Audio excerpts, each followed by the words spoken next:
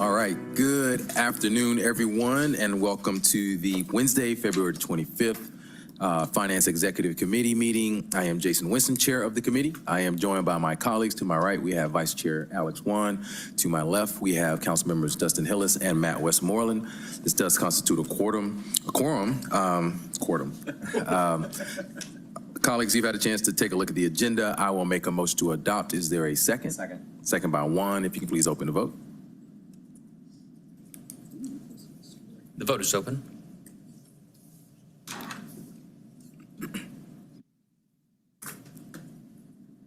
The vote is closed. 4 yeas, 0 nays. Thank you. Also, colleagues, in your committee packets, you had an opportunity to look at the last meeting minutes. So I will make a motion to approve. Is there a second? Second. We have a second by Juan. If you can please open the vote. The vote is open. And the vote is closed. 4 yeas, 0 nays. Thank you. This does take us to the public comment section of our agenda. Just a reminder, we have our general comment section of our agenda. We also have a public hearing today to see that several people signed up for that public hearing. So in the general public comment, we have one speaker signed up, which is GL Jenkins, and you'll have 3 minutes. You signed up for both, so I didn't know if you wanted to do the regular or did you sign up for the public hearing? Okay. Okay. So, You ready for me to make a? sure. Okay, you got 3 minutes. Yeah. I'm here not to object to the annexation, but to stand for the rights of the citizens of DeKalb County. I already stated my name. The city's proposed annexation proposal is one that cannot be corrected by optimistic language or by promises in a plan for service. The defect is simple and decisive. Under Georgia law, it is legally impossible for this annexation to place these properties into the Atlanta Independent School Systems. State Bill 209 eliminates automatic Atlanta Public Schools expansion. In 2021, the General Assembly enacted State Bill 209. In October of 2025, the Georgia Supreme Court in Fallato, S-P-I-L-A-T-O versus the state upheld that statute in full. This bill was authored by Senator Emmanuel Jones, Senate District 10, Southwest DeKalb. When Atlanta annexed land in DeKalb County, the school boundaries do not move, not automatically, not by implication, not at all. That's my understanding, and unless they're making a rule right now under the Georgia Dome working to overturn this, under State Bill 209, the boundaries may only change through a separate local act of the General Assembly or a formal intergovernment agreement between the City of Atlanta, the Atlanta Independent Schools, and the DeKalb County School District. This is, what we have here is not a local act. There is no IGA. There is no legal mechanism that would allow the schools to expand into this annexed area. So when the city plans for service the Atlanta Public Schools transition, it is promising something it has no legal authority to provide. The State Bill, Senate Bill 209 contains a second independent prohibition. If the number of students in an annexed area is less than 2% of the losing district's total enrollment, no school boundary change is permitted. Under any circumstance, this annexation area is far below that threshold, meaning if a local act exists, which it doesn't, even if an IGA existed, it doesn't, the school still could not legally expand into this boundary. The city cannot transition these students. It cannot assign the school's services. It cannot represent that the schools will serve this area. Yet the plan for services does exactly that. A plan for service built on a legal promise is defective. Georgia annexation law requires a plan for service that is accurate, feasible, and within the city's law. Thank you, Mr. Jenkins. Time has expired, but good news is I have you signed up also for the other public hearing, so you can finish that thought then. So this does bring us to the presentation section of our agenda. So we have 3 presentations, all of which are handouts. Colleagues, one, I do want to point out the 2026 FIFA World Cup Human Rights Action Plan presentation. There is also a video online associated with this. We had a presentation yesterday in the Community Development and Human Services Committee. So for those that want to see that presentation, they can go online to the City Council's website, look at the Community Development and Human Services Committee, and click on the link to see that video. With that does take us to the public hearing item on our agenda. We'll sound that caption and then we'll open the public hearing. Item number 1, 2060-1090, an ordinance by Council Member Liliana Bakhtiari to provide for the annexation of properties having frontage on Sargent Avenue Southeast, Smith Street Southeast, Ford Street Southeast, Orange Blossom Terrace Southeast, Young Street Southeast, Glen Drive Southeast, Boulder Crest Drive Southeast, and Eastland Road Southeast in unincorporated DeKalb County to corporate boundaries of the City of Atlanta, Georgia, pursuant to the 60% method, to extend the boundaries of the Atlanta Independent School System, to notify the Georgia Department of Community Affairs of such annexation and for other purposes. Thank you. Got a motion to approve, to open the public hearing from Councilmember One, a second by Councilmember Westmoreland. Could you please open that vote? The vote is open. And we have been joined by Councilmember Mary Norwood.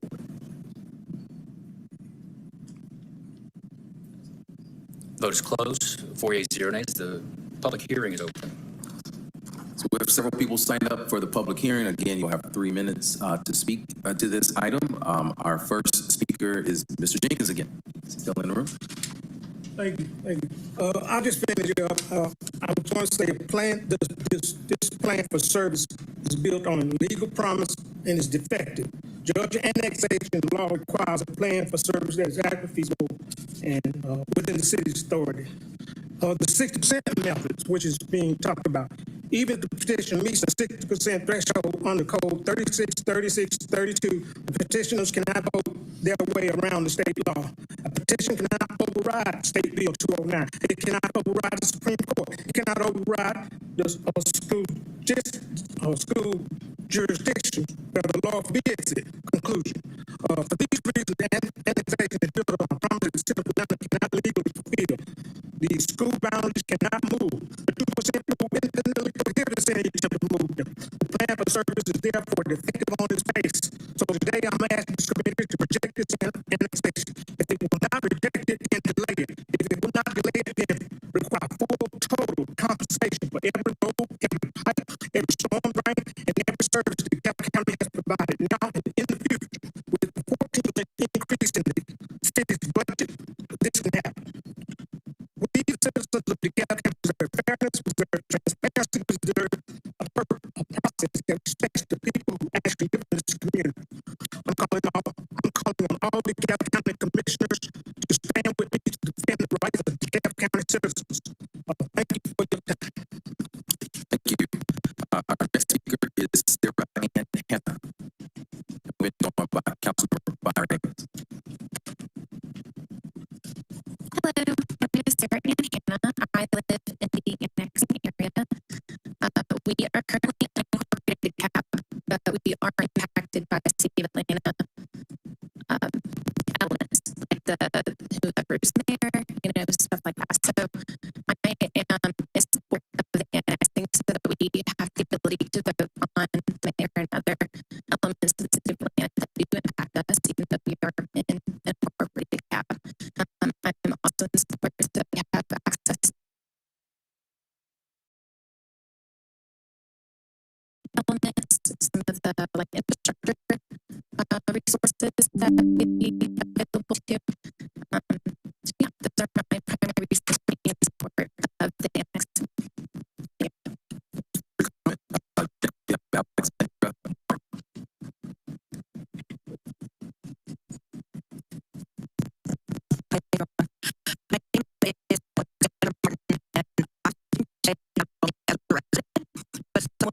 Involved in community leadership. I work with the Atlanta Community Association and as president of the Atlanta Network.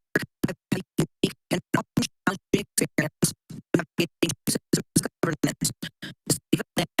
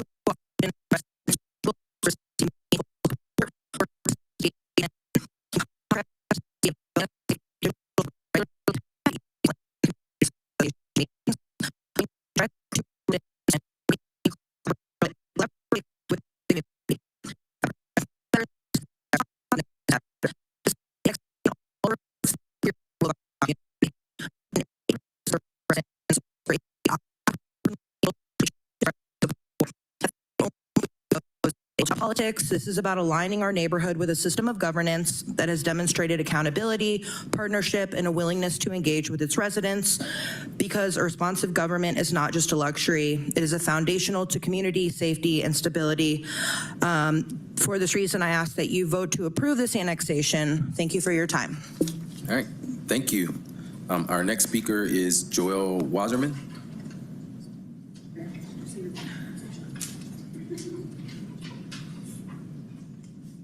Hello, Hi. I'm Joelle. I also live in the annexation section, and I am very much for the annexation for all the reasons discussed before, as well as engagement and involved in our city and the way that we sort of exist in it. But most priority is safety and responsiveness of first responders, police, fire, et cetera. Thank you. All right, thank you. Our next speaker is Lindsay Miller. Hi, guys. Hi. I also live in the annexation zone, and I'm here to support for all of the reasons everybody stated already. Thanks. What they said. Thank you. Next, we have John Veneman. Good to see you, John. Hey, good to see you. Yeah. John Veneman, 1315 Sergeant Ave, which is within the footprint. Thank you all for hearing us today, and thank you for your service to the community. I have a unique perspective in that I've lived both in City of Atlanta as well as in unincorporated DeKalb. And my concerns focus around agency, safety, longevity, competency, and community. Agency. My wife and I lived in City of Atlanta in 2008 during the housing crash. There were many open and vacant homes in Reynoldstown, which those who have been here for a while know Reynoldstown has changed quite a bit the last 30 years. Through District 5 Rep Natalie Archibong and her assistant Valencia Hudson, they were able to get us public safety support to help back up neighbors that were going around and blocking open and vacant homes ourselves. No one could find the owners. We had to do it ourselves. The city supported us. In DeKalb, I can barely get anybody to respond to an email. And so in the city of Atlanta, we get response. In DeKalb, it's screaming into a void. Safety. Being in the city of Atlanta would give us access to City of Atlanta Fire and Police. Currently, we have great difficulty in getting DeKalb Fire or police to show an interest in our community. In fairness, they have started doing more patrols in the last 2 weeks, but that's last 2 weeks in the last 6 years. Also of note is that if with the switch, we would go from an ISO Class 2 fire to an ISO Class 1, being City of Atlanta. So all of our homeowners' insurance rates should decrease with the greatly increased fire service. Longevity. City of Greenhaven movement has been quiet for a period, but the movement to turn all of incorporated DeKalb into its own city is bound to return. No reasonable person would expect this to go well. Eventually, we will want to be proactive and ensure that we end up with the folks who know what they are doing and in a city that is reflective of our neighborhood. Competency. DeKalb gave away our parkland at Entrenchment Creek Park as part of a land swap they said would be jobs to the area in the movie business. They were negotiating against the guy who taught commercial real estate at University of Southern California. As expected, the taxpayers have gotten nothing out of the deal.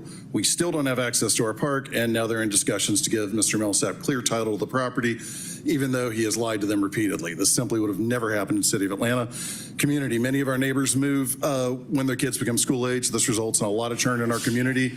I have no doubt that City of Atlanta exodus would, in City of Atlanta, the exodus would decrease dramatically. In City of Atlanta, the exodus would decrease dramatically. Moving to